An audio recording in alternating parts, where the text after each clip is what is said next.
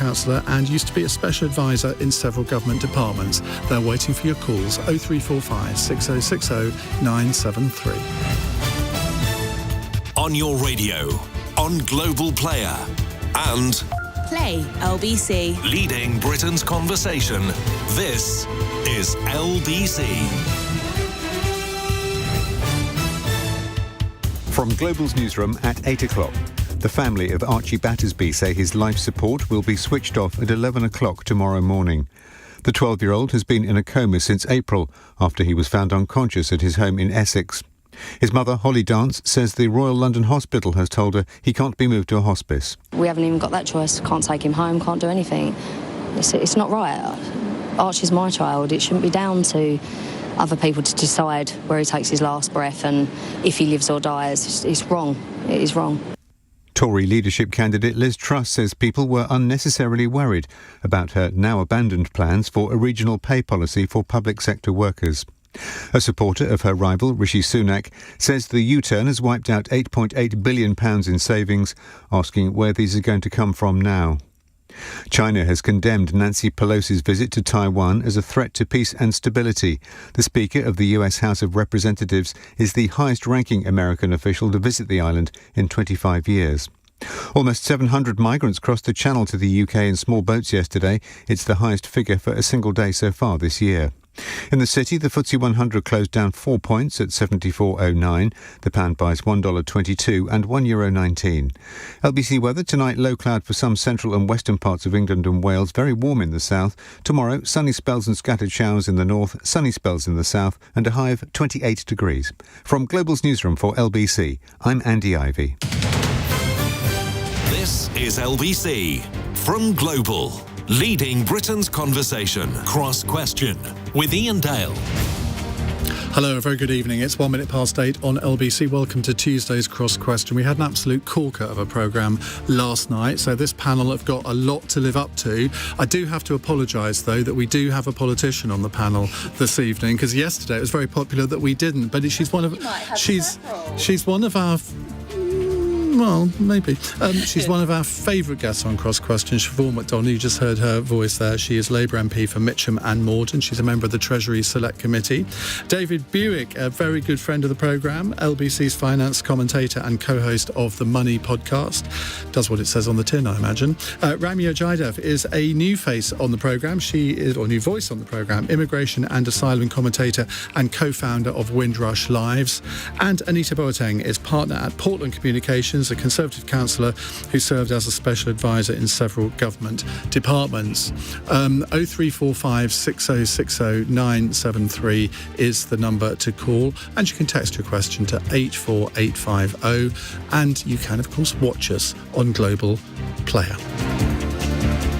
Call 0345 6060 973. Tweet at LBC. Text 84850. Cross Question with Iain Dale. This is LBC.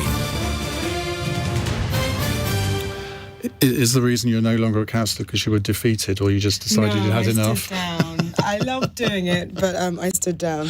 Only so many hours in the day. George wouldn't let you do it anymore, I bet. Let's go to our first caller. It's Terry in Watford. Hello, Terry. Hi, Ian. Hi, panel. Hi, everyone. My question is: should the electricity and gas companies be nationalised? Could I actually make just a quick point that my company EDF, I believe, is the French national company, and in a time of high prices, all their profits are going to France. They're not going to help my country. Okay, David Buik. It's a tough opener, isn't it? For me, believing in free enterprise and capitalism, no. But I think this is going to be a situation that moves on quite furiously in the next few months, because there are some questions to be answered. I mean, the thing, I read a statistic this morning that quite shook me, that apparently up until 3 months ago, people spent 4% of their earnings on energy. It's up to 15% now. And that is going to have a seriously damaging effect on retail come the fourth quarter, where I believe we will go into recession without any question of any doubt. I think it'll be short-lived, but I think that's exactly what's going to happen. And of course, if the Bank of England raise rates on Thursday, which they will, and I mean, we don't know how much by, but it's rumoured to be quite high. And if by the end of the year interest rates have gone up by 2 or 3%, mortgages are going to take a much bigger percentage of people's monthly spend as well. I know Andrew Bailey's been severely criticised for being asleep at the job, but I don't agree with that, because what he's tried to do is to balance the recovery process, which was quite strong after the pandemic, and rather than trash it out of existence by making people unable to service, as you say, Iain, their mortgages and having less disposable income, we have to get a balance on this. But we're not answering, or I'm not answering the question of whether these companies should go into public ownership. They were successfully there until the days of Margaret Thatcher, pretty much, and then after that they've all become privatised and supposedly more efficient. And what I don't think we've coped or had to cope with before is this unbelievable, savage cost of gas and electricity and petrol going up as a result of Putin, amongst other things. And it's really the fact that, particularly since we've seen through this Conservative election, and also, I don't think the Labour Party, but Siobhain will answer for herself, I've got the answer of how we actually deal with this problem. And it isn't going away, and we have to deal with it. But I actually don't think that nationalising electricity companies or water companies is the answer to the problem. I mean, I think part of, if my memory is right, at least a big part of the reason is why they were privatised in the first place was because the government felt that there was no way that the government could invest enough money on in the infrastructure, on this and water, indeed. Now, there may be many other reasons, ideological reasons for privatisation, but I remember that as being quite a key one. Siobhain McDonagh, you're on the Treasury Select Committee. I'm sure you talk about these issues all the time. And it has been, up until fairly recently, a key part of the Labour Party's policy to nationalise big industries. Certainly was at the last election. I know that wasn't a manifesto that you were a particular fan of. But do you think there is a case now, as Terry suggests, for the electricity and gas companies to be nationalised? I think the problem, Terry, is how much money do you want to spend doing it? Because everything has an opportunity cost. So if we're going to nationalise the gas and electricity, what is it we're not going to do? What hospitals are we not going to build? What bridges are we not going to build? What houses? For me, social housing is the most important area that we should invest money in. So I think you've just got to think about how much it costs to do that, because most of the shareholders in the gas and electricity companies are actually our pension funds, so we have to pay them back for their shares. I do think we need to look at how the energy price cap works, because clearly it's not working effectively for people. And David talked about 4% of people's income spent on gas and electricity. For poorer people, it's more, because it's up to 15 now. Yeah, because, it will be even more than that for many of my constituents. It's predicted that people will pay on average £500 in January. Well, that's rent level, that's mortgage level, that's completely unpayable by anybody. So I think both of the Conservative candidates for leader of the Conservative Party are just not being realistic, because people are going to have to be helped through the autumn and through winter and possibly well into next year, or we're going to watch destitution on a massive level. Ramya? Yes. You think there should be? Yes. Why? I think it's ultimately an ideological question. I appreciate the sort of detail and finance that's being put forth by both David and Siobhain, but the question is ultimately about, a bit like internet broadband, the question is ultimately about who owns a utility, something that everybody uses, everybody has to have access to.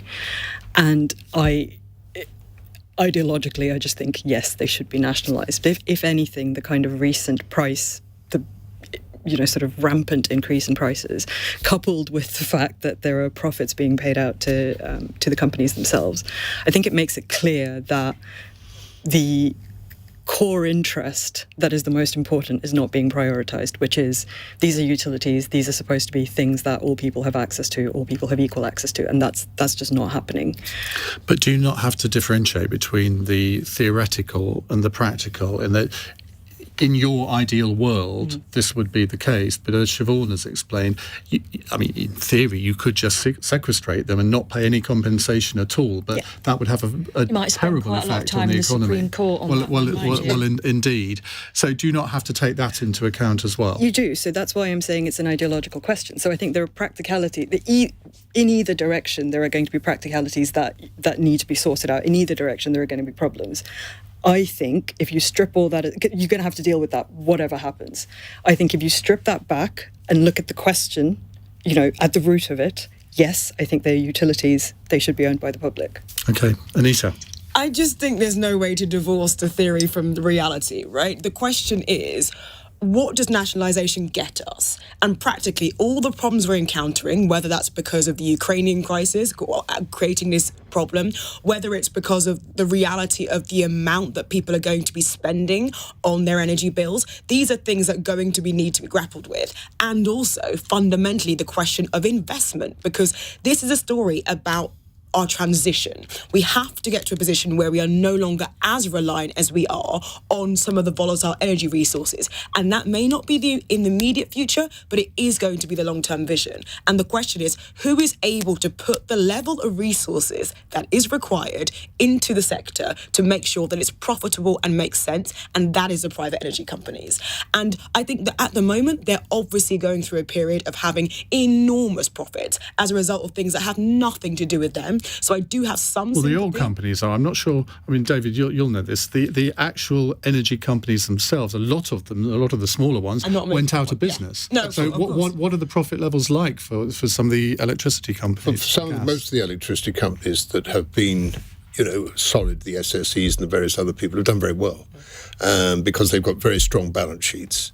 And they've been able to pick up some of the slack from those people that have gone broke. But Anita's point is absolutely correct. The transition period, when we're going to see more onshore, more offshore, hopefully some fracking if people stop throwing their toys out of the pram. I know it's a controversial thing to say, but, I can sense hostility from my left here. I can see hostility at the other end of the table. Yes. I'm sorry, but, And Siobhain's not known for being hostile, No. I just feel that this is absolutely... The thing that I complain about most of these companies is they are inefficiently run. And I don't think, and I'd love to hear from Siobhain on this, is take Thames Water that's been behaving badly for years and years and years, and nothing ever seems to happen to them. Siobhain? Oh, absolutely. There's an area in my constituency that regularly gets flooded, and to actually get them to look at the problem and do something about it down in Lower Morden is really, really hard. The amount of dirty water they push into rivers and all the rest of it. Yeah, without a serious regulator, you're not going to see substantial improvement, are you? No. I think the trouble is that any system is only as strong as the people in it and as the regulation of it. Well, and as the competition, because, of course, in the water sector, by definition, there is no competition. No. And so, therefore, if there's a monopoly... as a capitalist, even I can recognise if there's a monopoly, that will lead to inefficiencies, and you aren't as responsive to your customers as you are if you have competitors. Surely it depends on how you're regulated. The amount of water bursts that we see, particularly at this time of year, right across London, is extraordinary. And the profits they've made over time have just Let's bring in another caller who's got a question on this subject. Robbie's in Chelmsford. Robbie, go ahead. Hi. Evening, hi. So what if we all just stop paying our bills for electricity? I suspect that might happen. I think that's a really interesting question. It's a horrifying question because, you see, I always think if somebody stops paying one bill, it's quite easy to then stop paying another bill, isn't it? And what a whole economic system collapses if we all start disobeying the rules in England. And could I just say... Hang on a second. Sorry. Yeah, completely. I mean, I think the question is, what if we all stop doing it? Then I think the entire system would collapse. And I think fundamentally, what we do need is to provide targeted support to those people who cannot afford this. And there are lots of them. I'm not suggesting there aren't. And that is why, I mean, obviously we've got the package right now that's going to bring in £1,200 to people that most need it. And I do worry sometimes that people aren't aware that there is more help coming. And I think, Siobhain, you're probably right that actually this is not going to be as short-lived as is hoped, and actually we are going to be looking at more support into 2023. But there is more help coming than what has been announced and received so far. So people, I understand why they're worried. They don't need to panic just yet and be planning for these kinds of scenarios, because I think that I can imagine a scenario where the government provides further support for those most in need. Okay, Siobhain. So I'm sorry, Ian, what I was kind of trying to say, to interrupt, the only group of people who can't stop paying are the poorest on the prepayment meters, because if they don't pay, they have no heating, they have no hot water, because they're immediately going to be cut off. But for those people on quarterly bills who aren't really managing, who've got kids at home, I think substantial numbers of people will stop paying, and then the companies won't be able legally to cut them off. And once you get into that level of disobedience, it's very, very hard to claw it back. Well, we had some friends staying over the weekend, and I was looking at the smart meter and how it sort of racked up. I mean, bear in mind, because there were extra people in the house, but I'm thinking, yeah, but this is actually quite a normal number of people to have in a house. And from the Friday to the end of Sunday, I think it went up by about £17, which, I mean, doesn't sound an awful lot when you look at it from that point of view. But then you rack that up every 2 days. You think, well, how does a normal family on an average income pay that kind of bill? Ramya, would you stop paying your bill? I'm not going to answer that question. I'm not going to answer that question. But I am going to point out that there is a strong grassroots campaign around not paying, and I know there are differing views about this. But I just want to pick up on something that Anita mentioned, which is offering targeted support to people in order to enable them to pay the bills. The burden that's implied by that is really strange. We're saying we need to provide support to people in order to be able to pay the bills to the companies. Why aren't we saying that the problem is the bills? We seem to be implying there that the problem is that people can't afford the bills. Well, yes, they can't, because the bills are too high. I mean, we're looking at it backwards. But you can take that to another extent, though. You can say, well, inflation is rocketing, the household shop is increasing in cost every week, so therefore I'm just going to walk out the supermarket with a full trolley. Well, even in the context of everything else that's happening in terms of the cost of living, the energy sector price increases are just off the charts, especially compared to the amounts that are being reaped back in terms of profits. But there is a broader question there, absolutely. Like, if you can't afford to live anymore, what do you do? But I think history tells us the answer to this. Go on. The people revolt. If you can't afford to live, what do you do? But isn't this where our welfare state is supposed to kick in? Well, and to be fair, actually has done by and large over the years. But this is a whole new challenge, isn't it? Now, there's a great discussion on this. We are going to move on in a moment because lots of other calls coming in. 0345 6060 973. If you can't get through the first time, do keep trying. It's 17 minutes past 8. This is LBC.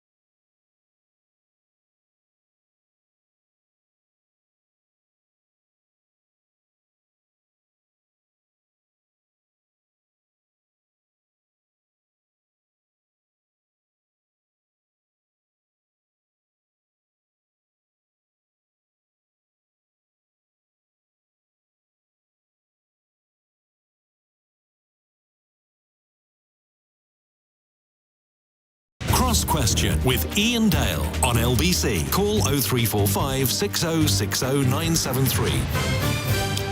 19 minutes past 8 on LBC. Well, I thought the discussion on energy prices more than surpassed our discussions last night. So well done to our panel. Let me reintroduce them to you. Anita Boateng is partner at Portland Communications, and she used to be a special advisor in various government departments. Ramya Jaidev is an immigration and asylum commentator and co-founder of Windrush Lives. And I discovered when she walked into the studio that actually she interned in my company about 10 years ago now. So there we go. Look what's happened to us since. David Buik has never interned for me, or indeed anyone else, I suspect. He's LBC's finance commentator and co-host of the Money podcast.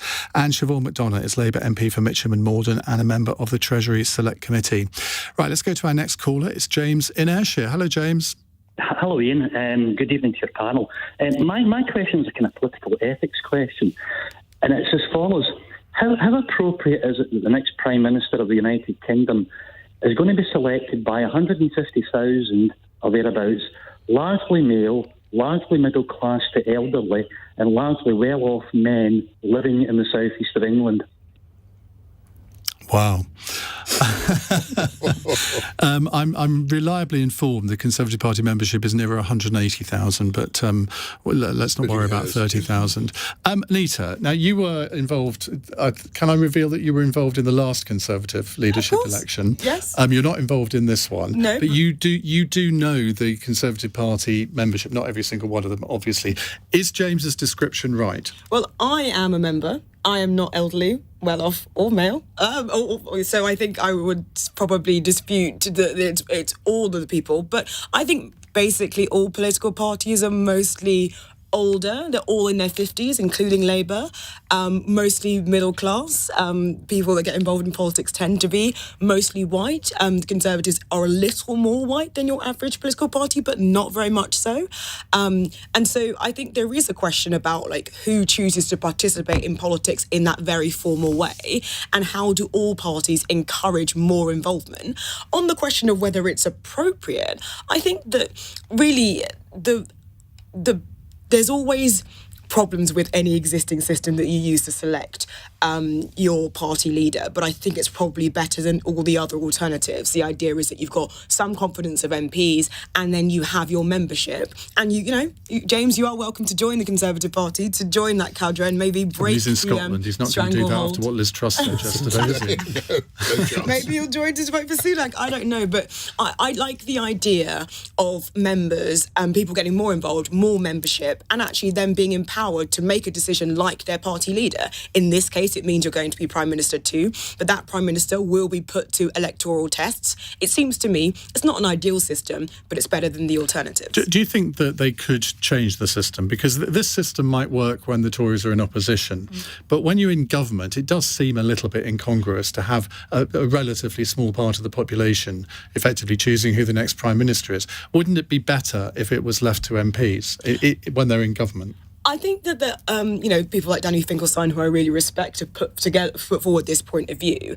I guess my take is that there is something about you needing to go out, participate in hustings, participate in debates, participate in head-to-heads that probably would be dramatically truncated if it was just a case of MPs. And I like the idea of putting MPs through their paces who want to lead the party and judging how well they would do in an election campaign. So David Cameron came through because actually he did do well with the MPs, don't get me wrong, but it was really that process of him talking to the party, but also, in brackets, to the country, that led a lot of members to go, that is a man that can win us elections. So I have a slightly different memory of that period, where actually, if you look at the debates that he and David Davis had, head-to-head, TV, or hustings, David Davis won most of them. It was that speech at the conference that did it.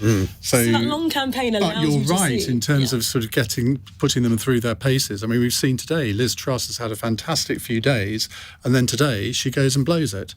Siobhain McDonagh, now, I don't know whether you would accept James in Ayrshire's description of Tory party members, or indeed whether you might recognise the same description of the Labour Party. Well, I assure you, Mitcham and Morden Labour Party is a very diverse body because of the area that it covers. And so we have a very large Ghanaian population, so we have a lot of Ghanaian members. We've got a lot of Windrush type generation when people from the Caribbean came over and joined. We've got a lot of Irish people. So it's a bit of a reflection of my bit of London. But I imagine that, as Anita said, that is what a lot of political parties look like. But if you have a parliamentary system and your Prime Minister is the leader of the largest party in Parliament, I am not quite sure how else you do it other than go to some sort of primary system. Do it the Labour way? Yeah. Just get lots of random... But the dilemma for all political parties is that because Labour and Conservative are to the left or the right of the centre of political gravity, they campaign towards their members to become leader with a much more extreme policy than they intend to face the electorate with. And that was Liz Truss's problem today, wasn't it? It sounded great to Tory party members that she was going to cut the civil servants, she was going to cut their pay, until they thought, oh my God, in most of the North, a lot of our members are people who work in the public sector, who are head teachers, they are sisters on wards, they are police Some officers. civil servants actually vote Tory. Absolutely, I think about 40%. Yeah, exactly. And you know, what was she thinking? Well, I think she was thinking it sounded great to Tory party members, only when it touched reality and the voter, that crumbled in her hand. Do you think, Ramya, that there are sometimes a lot of, I don't know what the prejudice is the right word, but people have this stereotypical image of a Labour Party supporter or a Conservative Party supporter or a Liberal Democrat supporter who has a beard and wears sandals, which does actually happen to be true most of the time. But that was a joke, ladies and gentlemen, a joke. Oh, I thought that was a Liberal Democrat. Hard fact. But is that a problem where I think James's description of Conservative Party members 10 years ago might well have been true. I always remember back in 2004, I heard Liam Fox give a presentation about the makeup, the demographics of Conservative Party members. And he said, you know, within the next 10 years, 30% of these people will be dead. And the Conservative Party demographics will be very, very different. Now, I think they are quite different now to what they were, but people still, like James, has this image of what a Conservative looks like. Well, it would be disingenuous of me to try and address that directly because I don't actually know what the racial or demographic breakdown of the Conservative membership is. I know the impression, I'm familiar with the impression that James is communicating, but I can't give you any facts on that. What I do know is this. The question comes from a place of feeling disenfranchised, and that ultimately is to do with the system as a whole rather than which party and what the makeup of that party is and therefore who gets to vote in the specific leadership election. I think it's weird and I think it's wrong that there has effectively been a meltdown of government that just it went on and on and on and on. And at the end of that, we're electing a party leader rather than having a general election. Now, again, that's about the whole system. It's not about, you know, the specific procedure used by the Conservative Party. You know, if Labour was in that position, it would be the same thing all over again. But it is the Conservative Party to change their leader when things get bad and present themselves as Don't you wish you'd been able to do that? Oh, absolutely. Again, I'm not particularly, you know, it would be wrong of me to sort of give an opinion on that because I don't really know the facts on that. But as just a general voter, like James, I think this is what he's getting at. It feels inappropriate to me because not only am I part of a demographic that's just not at all included, but as Siobhain pointed out, when these hustings go on and when these policies get aired, the candidates are pandering, I'm going to use that word, to increasingly sort of extreme wings of who it is that they think are going to be voting. But maybe they've misjudged their electorate, that the social attitudes of modern day Conservative members are rather different to those of those members 20 years ago. I mean, are they? I don't know. I would say that they are. I think they are, but I think one thing I might just chip in here very quickly is that what makes me feel very uncomfortable about what's going on at the moment is this is the fourth Prime Minister that we're doing this. And that is too much. I mean, as a generalisation. And I just think that the way that the hustings have been sort of handled when you did it, I thought was excellent before. Well, they've only had two. So No, but I mean... Are you saying that you didn't like the way Nick Ferrari handled the first he handled it hustings, beautifully. David? No, I'm Because I will saying have to report back on this. You will not report back, because I have already congratulated him. But I thought the way that Channel 4 and BBC handled it was disgraceful, just awful. It was like a fishwives gathering, and it was just dreadful. What was it that you thought was dreadful? I'm just curious. What was it? When, somebody wants to speak for 5 minutes or 3 minutes on a subject, let them speak. And don't come over the top of them and shout and the whole scream. point of debates and hustings is that there is a bit of interplay. It's not just letting someone speak. I mean, that's incredibly boring if you conduct it like that. I mean, I'll tell Nick Ferrari you said that, because I thought he'd handled it really well. Well, I thought he handled it really well too. They had 5 minutes each, and then there was questions from him, and then there was questions. David, and that's I was the same doing a format that I tour did. today of Parliament for the Dons Local Action Group. They're AFC Wimbledon fans who set themselves up as a voluntary project to get food for people during lockdown, furniture, all sorts of things. And I was telling them that the chamber of the House of Commons is so small because Winston Churchill wanted it that way in order to have cut and thrust and have debate. I think people often say they don't like the arguments and stuff, but I have to tell you, people always want to come to Prime Minister's questions because that's precisely what they want to see. Anita, were you at the Excel Centre for the hustings last time? Yes. Because I've said that, I can't remember whether I've said it on here before, but I certainly have fairly recently. There were 4,000 people in the audience there, and I can remember sitting there listening while Jeremy Hunt or Boris Johnson were sort of doing their thing, looking out into that audience and thinking, this audience is the antithesis of what James in Ayrshire. Obviously, I didn't know James in Ayrshire was going to ask this question, but I reckon 35 to 40% of the audience were not white. I mean, this is obviously in London. And I thought, well, this seems to me to be a reasonably fair reflection of the London electorate. And I suspect if that event had been held in Chichester, for example, it would have been very, very different. But you can only reflect the community that you're in, I guess. I think that's fair. And also, I mean, I was the first black councillor in Redbridge. It didn't come from the Labour Party, it came from the Conservatives. And we had more female leadership. We had, there's a huge amount of diversity in my local association. It's Redbridge, so it's London, of course, but I think that really does come through. Barely. More Essex. And I also think, to the point about how Labour leaders act. I mean, look at Keir Starmer. I think he played a very left game when it came to getting selected as Labour leader, and then now he has made a firm pivot, which has caused somewhat of a meltdown in the past couple of weeks. And I think that, part of this is the cut and thrust of politics. But to answer your specific question, I do think that the party is increasingly outward looking. And I think some of the conversations we've had, of course, there has been an element of things like making the most of Brexit. I don't personally think that's an undiverse point. But a lot of it's been focused on things that tax and spend and about what does it mean to invest in the NHS and what does it mean to get growth going. So I feel like it's not a dissimilar conversation to the one we would be having in any general election. Okay. Except I do think the whole tax initiatives are just mad because they've both been in that cabinet for years. Well, we may come on to that. We may come on to that. You never know. And talking of Keir Starmer, Jackie Smith and I will be interviewing Keir Starmer live at the Edinburgh Fringe next Friday. If you happen to be in the Edinburgh area and would like some entertainment, why not? It's 8:33 on LBC. Andy Ivey has the news headlines. Archie Battersby's mother has confirmed the family's legal team will submit another application to the European Court of Human Rights in an attempt to postpone the withdrawal of her 12-year-old son's life support.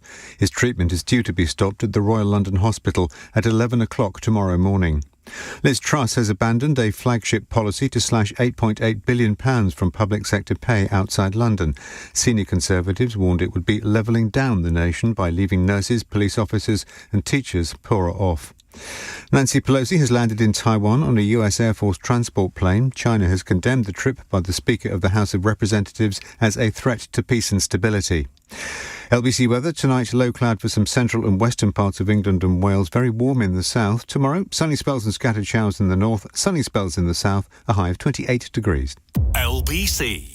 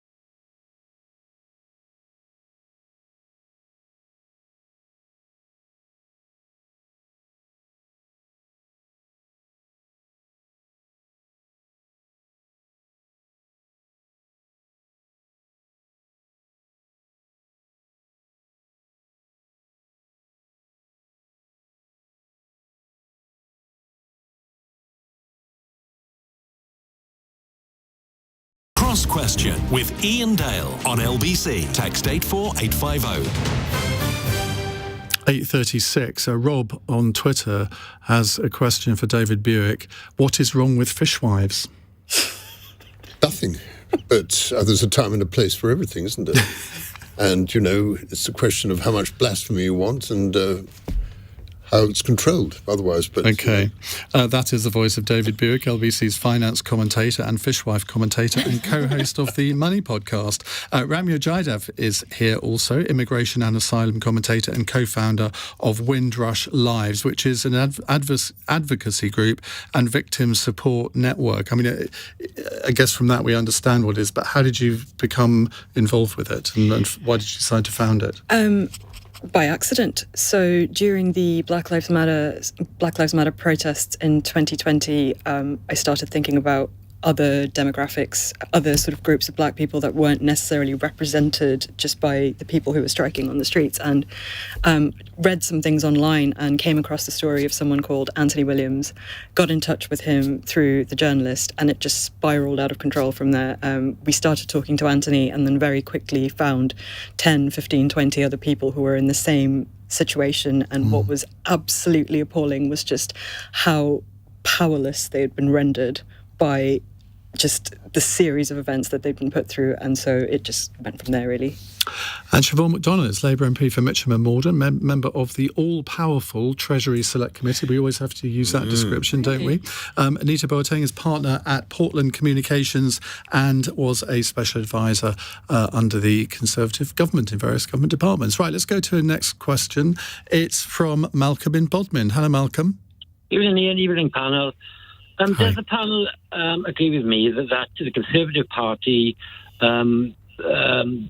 is essentially about to do what the Labour Party did, in that following Blair, we had Gordon Brown as the Labour leader. The Conservatives are about to go from Boris Johnson to one of the two candidates, which essentially is a choice between Jeremy Corbyn or the equivalent of a choice between Jeremy Corbyn and Michael Foot for the Labour Party.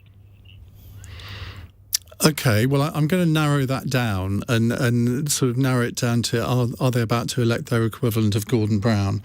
But now, Siobhain McDonagh, that there was no real election when Gordon Brown took over. It was sort of by acclamation.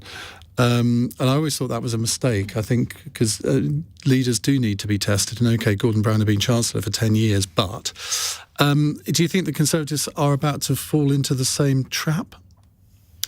I don't think Rishi Sunak or Liz Truss are any Gordon Brown. I mean, I was one of only 7 MPs who didn't nominate him to be leader. So I wasn't at that stage his biggest fan, but the man had an enormous brain. He saved us in 2008 from so much of a financial nightmare. Things could have been so much worse. And I don't think they come anywhere near him. I mean, on the Treasury Select Committee, I've had quite a lot of fun at Rishi Sunak's expense by asking him whether it's fair that people who own 3 houses get 3 lots of £400 towards their fuel bills. I would never have got away with that with Gordon Brown. No, he would have slapped you down, wouldn't he? He would have slapped me out, yeah. Is there any Labour leader apart from Tony Blair that you've actually liked? Thought Harold Wilson was quite good.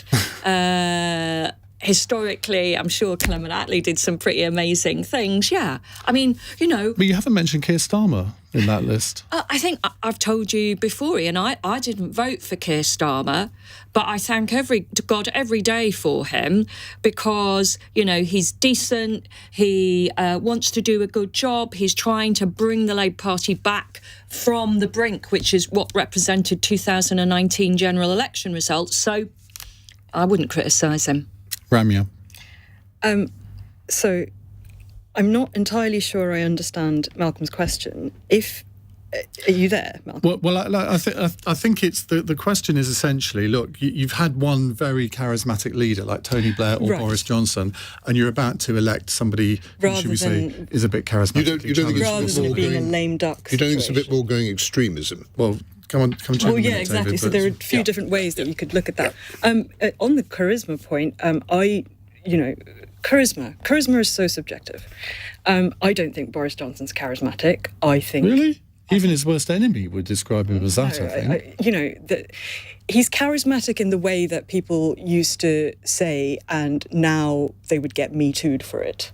There's charisma, there's genuine charisma, which is intelligence and engagement. And then there's a sort of level of sleaziness. Genuine charisma is walking down a high street and people come out of the shops to have a selfie with you.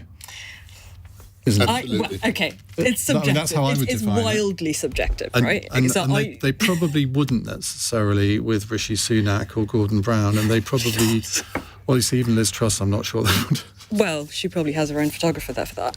But the point, I mean... It does it. I'm not sure this.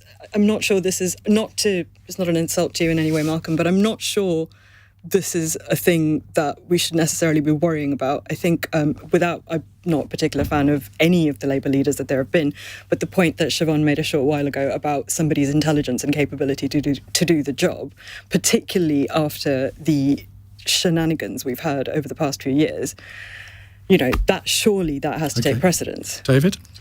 I think I interpret Malcolm's question a little differently because... Sound like a politician now. The question that you really meant to ask was... No, I'm going to interpret what I think you meant. No, I mean, going from Tony Blair to Gordon Brown, and then we've got Boris Johnson, and is it going to be Liz Truss or Rishi Sunak? That implied, I think, that the Conservative Party was going to heave seriously to the right. And I think we've seen Liz Truss do that, I think dangerously so. And I don't apologise, I am a Tory member and I'm very much a Conservative. But I don't like the tone of the way she's running her campaign at all. And I don't think, without being disrespectful, that she is particularly numerate. I mean, she is going to pay for the world. And I don't know where all these sums come, or even on the back of a player's #1 cigarette pack. I can't make it work out at all. And I think what I'm saying is that as the gap closes, I think the last time I listened to your programme, it was about 24% the lead.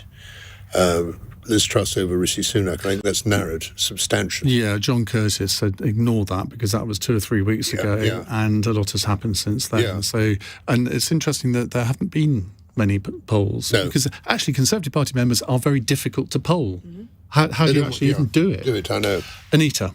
Yeah, another interpretation of this question. My read was very much that, Gordon Brown was a planner. He was someone who's effective as Chancellor, but couldn't make that leap to Prime Minister. He couldn't be reactive, and fleet of foot, and he couldn't set out a very clear policy direction, and also was prone to flying off the handle. So, Siobhain, I think you could have had a phone coming your way had you made some of the remarks you made earlier. Well, it's documented. But intellectually, he would have. He would have come back at me in a way that Rishi just wasn't. He just felt. He wasn't able to do it. He gets hissy, doesn't he, when people challenge him? I thought this was weird because he's allegedly the kind of intellectual Darling as well, who I thought was a champion. I thought he was excellent. Yeah, I'm not sure Gordon saw it that way, but well, I'm sorry, I did. So to answer your question, I think that actually they're just very different. I think that Sunak and Truss are very. I mean, Truss, for instance, is talking about moving the party in a dramatically different direction when it comes to orthodoxy. I mean, that's the one thing you can say. She's running a sort of insurgent, iconoclastic, irreverent campaign that it's all about challenging the status quo. I'm not sure that you could call Gordon Brown a challenger of the status quo.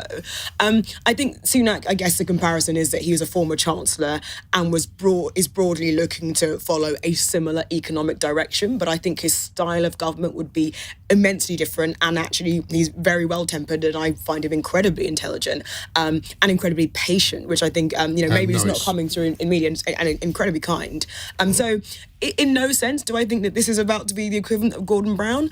And I also think both of them care relentlessly about winning elections. I'm not sure that Gordon spent a lot of time thinking enough about what he would do once he was Prime Minister. Yeah, but he was absolutely focused on winning an election. But he didn't know how to. He had no fingertip feel for it. He could do it. I think the point that you made, Anita, he could do it as the number 2 in the organisation.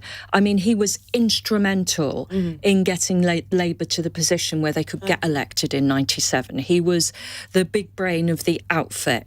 But it's the point that you made, what we need for, or what we expect from a Prime Minister is very different in the 21st century with rolling news media, with the event of social media. You have to be able to make 100 decisions a day and realise a substantial number of them may go wrong, and you've got a gap the next morning and do the same thing. There are very few personalities that can do that, and the ones that can really stand out. Well, we're about to find out which one of them is going to be our next Prime Minister in, a month's time, isn't it? 5 weeks' time. 5 weeks more of this. Thank goodness I'm on holiday for most of it. Malcolm, thank you very much for that. It's 8:46. LBC. Nick Ferrari at breakfast. Brexit Opportunities Minister Jacob Rees-Mogg. You and I speaking in June 2018. There'll be no need for checks at Dover, even if there are delays at Calais. The delays will not be at Dover, they will be at Calais. Delays will not be at Dover. You'll be aware 2 weeks ago it was actually declared a critical incident, a response to what you said some years ago. They are French-created delays. And are you prepared to apologise that you got that wrong? Yes, of course I got that wrong, but I got it wrong for the right reason, if I may put it that way. Nick Ferrari at breakfast. Back tomorrow morning from 7. Listen on your radio and on Global Player. LBC.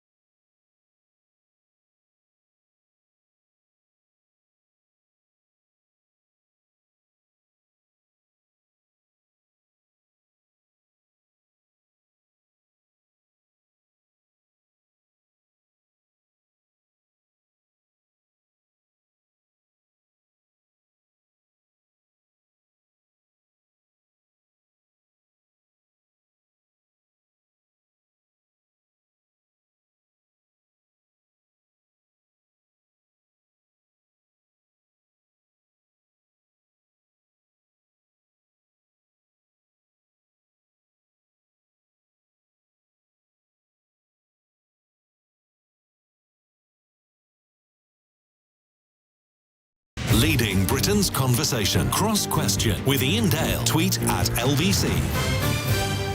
10 to 9 on LBC. Siobhain McDonagh, David Buik, Ramya Jaidev and Anita Boateng with us answering your questions. YouGov have just, we were talking about this, YouGov have just issued a new poll of Conservative Party members carried out between the 29th of July and today. It doesn't say here how many people took part, which I always think is interesting in these things. Anyway, the Liz Truss 60%, Sunak 26%. She's up 11, he's down 5. So, and they've got, it says headline 6. I don't know what that means. Liz Truss 69%, Rishi Sunak 31%. Oh, that was back from the 20th of July. So it has narrowed, but 60 to 26. I mean, I think I'd settle for that if I was Liz Truss. Right, let's go to another question. Adam is in Doncaster. Hello, Adam. Hello there, how are you? Hello, what would you like to say? Yeah, I mean, I've got lots to say, but I'll keep it brief. Are you guys in support of the teachers' union going on strike? They're balloting us next month, and potentially we're going on strike. Do you agree with that or disagree? So you're a teacher. Are you intending to vote for a strike? Yes, absolutely. My own personal circumstances, I've had to take on a second job because, the cost of living and such. I'm delivering pizzas at the weekend just to make ends meet. And as a teacher, it's hard to do that. And what is the pay offer that teachers are being offered? I believe it was 6% last time I looked. Okay. Anita? My sister's a teacher, so I should be careful. No, I think that I can understand most of the public sector making a bid for inflation-busting price rises. We can all see it. I think the government's options are to balance the needs of specific individual public sector requests and the broader challenges across the economy. We've just talked about what might be happening around inflation and whether if you give inflation-busting pay rises across the piece, and lots of people in the UK are employed by public sector workers, you end up baking in some of the challenges around inflation further on. So I understand why you as an individual teacher or teachers in general might feel they need to go as far as to strike, because it has been a really tough couple of years. And of course, like the challenges around helping kids to recover from COVID are enormous. And actually there's a lot of indications that kids are falling so far behind that teachers are picking up a lot of that slack. Nevertheless, I can understand where as a government, by the time you get to government, there are no good choices, and the government has to make difficult choices that mean that things like a 5% pay rise, which I believe is what's been offered, is the balance that they are able to offer. The other point I'd make is that I do recognise there are huge and acute challenges around teachers' retention and skills, and that is a problem we're facing across the economy, with lots of people kind of permanently out of the economy at the moment, mostly on long-time sick, it seems to be. So there are huge problems around recruitment too, which have to be balanced. So I don't think the Pay Review Commission, I don't think the government had easy choices here, and they probably have got it about right, she says.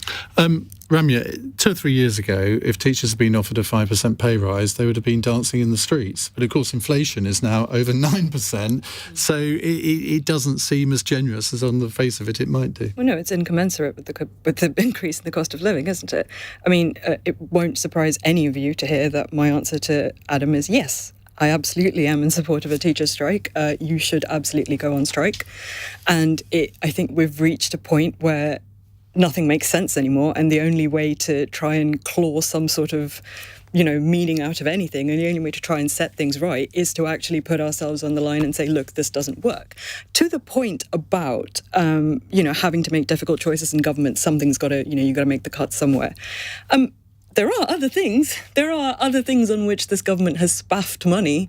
There are, just off the top of my head, for example, the government legal department just absolutely spaffs money defending the most ludicrous claims all of the time. Now, I'm not saying that's in any way going to make up the deficit and kind of, be equivalent to the amount that you would need in order to give cost of living raises. But my point is, it's not accurate to say that these are the sort of best balances that could be struck. I think the reality is there is a lot of money that gets wasted on lots of things, and there is absolutely no transparency about that unless you dive into footnotes and chase after select committee reports and issue FOI after FOI after FOI, which then get rejected and, again, incurring a cost in that. It's not true. It's just not true that these are choices that have to be made in this way.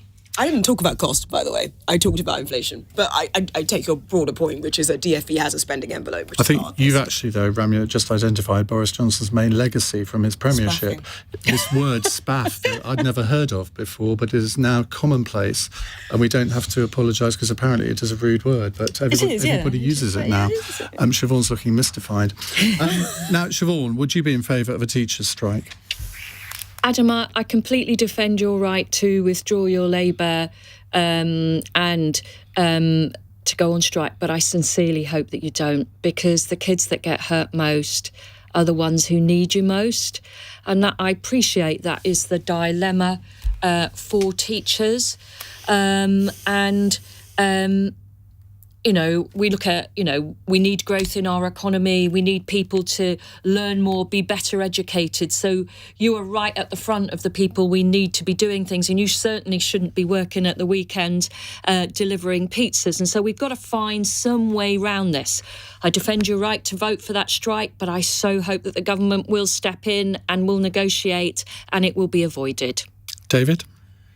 Well, as I understand it, we've seen for the private sector average wage increases of about 8%, and in the public sector, somewhere between 2 and 5%. To my very simple mind, I'm a monosyllabic congenital throwback. That actually tells me general strike, because we've got the police, we've got all the hospital staff, we've got the teachers, we've got barristers who I know have just had 15%, we've got ASLEF, we've got RMT, the list is endless. And the fact remains is that why I disapprove so much, I don't disapprove, I'm frustrated that this Tory party election bizarre, should I say, is going on endlessly. We need a government back immediately, because this problem is not going away. I'm not saying all these wage claims at around 7 or 8% should be settled at that level, but what I want to know is what the government is going to do to people who cannot afford to live. And that is, for me, absolute priority. I think, as you say, Siobhain, somebody has the right to come out on strike if they want to. I desperately hope they don't in this case. But the whole situation, as far as I'm personally concerned, has become ridiculously severe, and it's dangerous. Adam, let's come back to you. What do you make of what you've heard from our panel? There was a few comments I agreed with, a few that I disagreed with. I think as teachers in the profession, we're not respected. I mean, I get into school from 7 a.m. I stay, marking all my books and such. But we're not just teachers. We're social workers. We're babysitters. We're security guards. We're agony aunts. We're relationship counsellors. And it used to be a middle-class job. But I just don't feel that educators are respected, and I don't think it is what it used to be as a profession. And we're in a rock and a hard place. Like, I don't want to strike because I love the children I work for, and I want them to achieve the best. But on the other hand, I've got my own family to support and my own career to chase, and I can't progress at the moment as it is. So it's a rock and a hard place. It really is difficult. Adam, thank you very much for your call. Let's finish. We normally finish with a fun text, but we've got a fun caller today. Richard is in Knockholt. Richard, when I saw what you were about to ask, I was thinking, what on earth is this about? What's your question? And then just explain it a little bit. It's whether the new mayor of Cockington in Devon should be allowed back into his local pub, the Drum Inn. And yes, he was just appointed, given this honour about 2 weeks ago. Right. That's my question, whether... OK. Now, do we all know about the Mayor of Cockington? Actually, Richard, I think you should explain who the Mayor of Cockington is. Well, he's a miniature Shetland pony, and he's been doing valuable work at the pub. And I think there are some naysayers who object to the honour he's had. And I feel he ought to be allowed back to his local. If Hartlepool can elect a monkey as mayor, I don't see why the good people of Cockington shouldn't have a Shetland pony as mayor. Let's quickly go around the table. Siobhain. Well, I don't think the mayor should be discriminated against on the basis that he was elected. They're being horsist. Yeah. If he was allowed in the pub before, surely he should continue to be allowed. How could a horse be elected? Because he wouldn't be able to sign his nomination papers. There's something fishy going on here. Yeah. Do you think Horsey. was the pony the only creature that stood? Ramya. You're gobstruck, aren't you, if that's a word? I mean, yes, he should be allowed into the pub. I wonder what the general rule shouldn't be allowed into pubs, but if he went in there before... It's a Shetland pony. They're not sort of... No, they're quite small. Horses. I wonder what the favourite tipple of the mayor of Cockington is.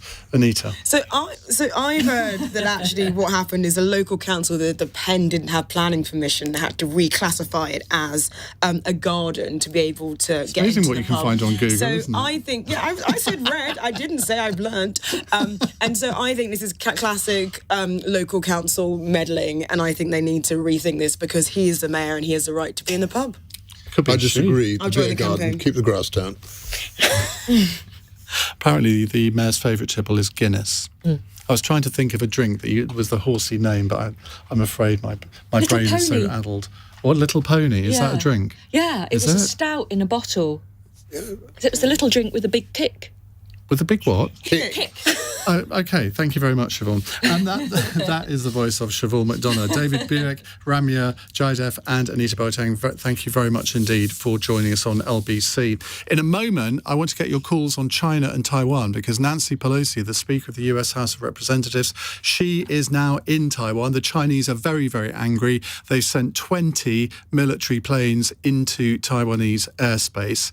Do you think she should have gone? 0345 6060 973. You're listening to LBC. I'm Iain Dale. It's 2 minutes past 9. On your radio, on Global Player, and Play LBC. leading Britain's conversation. This is LBC. From Global's newsroom, Archie Battersby's family have confirmed one final appeal will be made in the morning to keep him alive. The 12-year-old has been in a coma since an accident in April left him severely brain damaged. The Royal London Hospital says carrying on his life support is not in his best interests. Here's LBC's correspondent